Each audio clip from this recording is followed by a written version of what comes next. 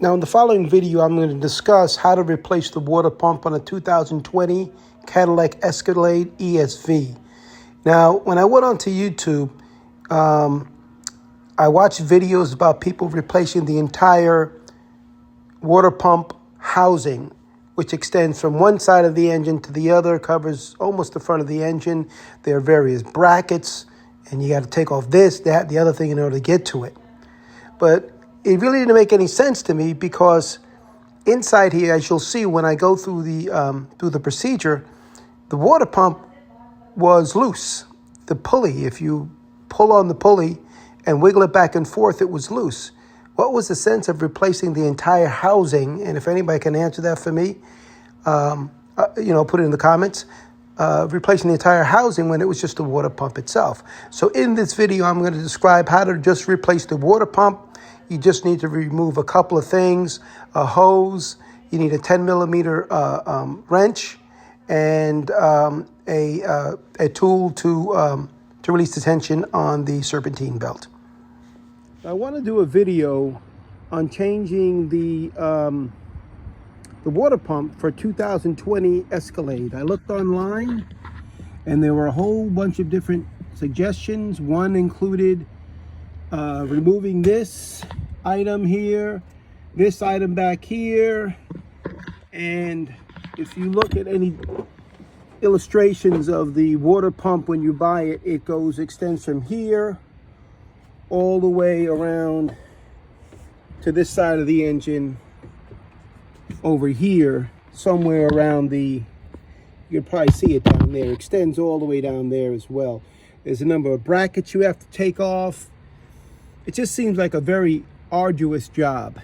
As I said, it goes the full length from here to here, right underneath this cover right here. So, the instructions to tell you to do all that. However, what I'm going to attempt to do today is just replace the pump itself. Because what winded up happening the other night, steam started coming out of the engine, and there was a rattling sound inside the engine, and I could smell antifreeze, so I pretty much knew it was the water pump.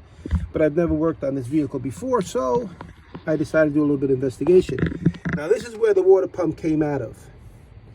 It is attached to the water pump assembly, which they tell you to buy from the store. But as you can see, the water pump is sort of a standalone unit. Why you would have to take up all this stuff in order to get to this, which is right inside the engine. All I did was loosen the radiator hose right here. Loosen the radiator hose right here. Put it over here. Then I was able to gain access not only to the belt tensioner so I could release the belt. You can see the wrench is still on there.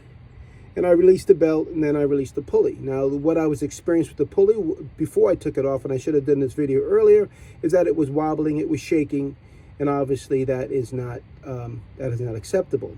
So what I'm going to do right now is I'm going to change out the water pump, and let me give you an idea as to what it looked like and sounded like.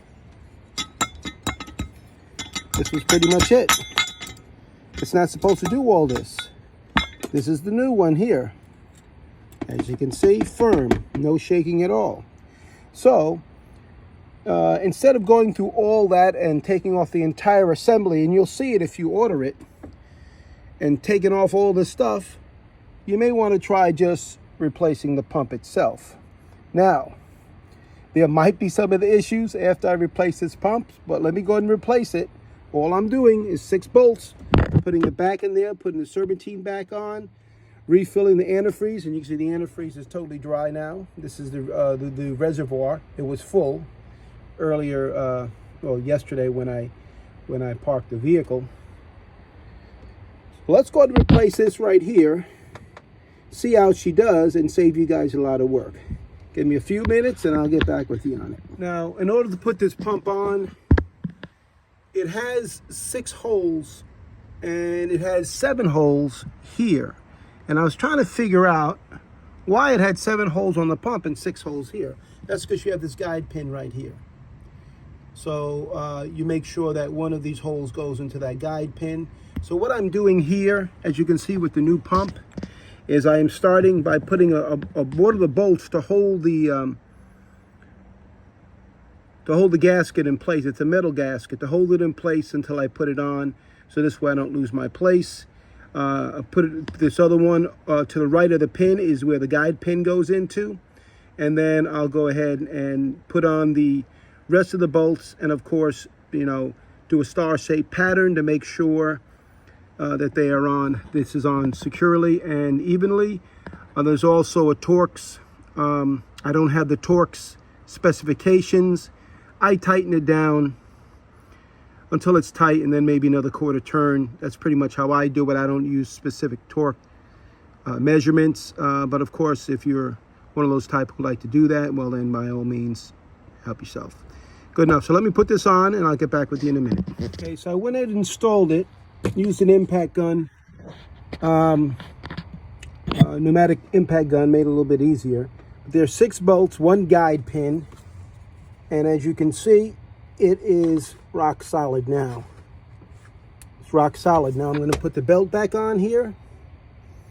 I just took it off that one pulley, so it should be easy to put back on.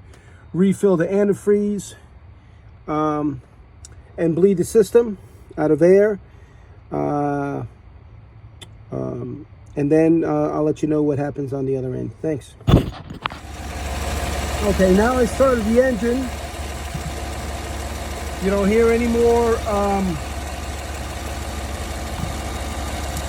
The pulley's nice and straight. You don't hear any more of the noise, and there's no more leak in the antifreeze. So I don't know what the big deal about taking off that entire assembly was about, when all you really needed to do was replace the actual water pump itself, which is a very easy job. Now you got to keep an eye on the antifreeze as well, and I am filling it up. I did put some in the hoses, the hose that I took off that goes to the thermostat. I did fill that up before I reconnected the hose back here. And now I am filling it up at the reservoir. I did fill it up, and as you can see, it went back down again. So that means the system is taking in the antifreeze. Personally, myself, bleeding it shouldn't be any more difficult. And of course, this is for informational purposes only. I'm not a full-time mechanic. So, but as far as bleeding it, you can see it's going into the system and it's coming out. So this is the way I'm going to bleed the system here.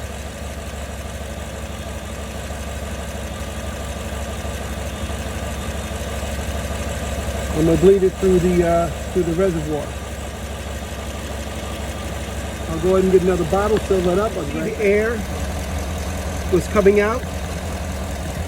The reservoir bottle is going lower. That's because it's going into the system, but the air bubbles are coming out at the same time. So as I said, I'm not a professional mechanic. I'm a DIY guy. So, but this is the way I'm going to bleed the system. It's actually through the reservoir bottle.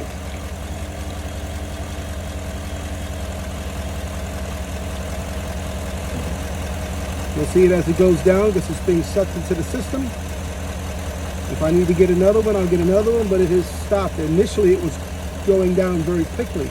Now it's going down very slowly. This is the way I'm doing things, at least. Now, fill it up to the maximum level, which is that line right there.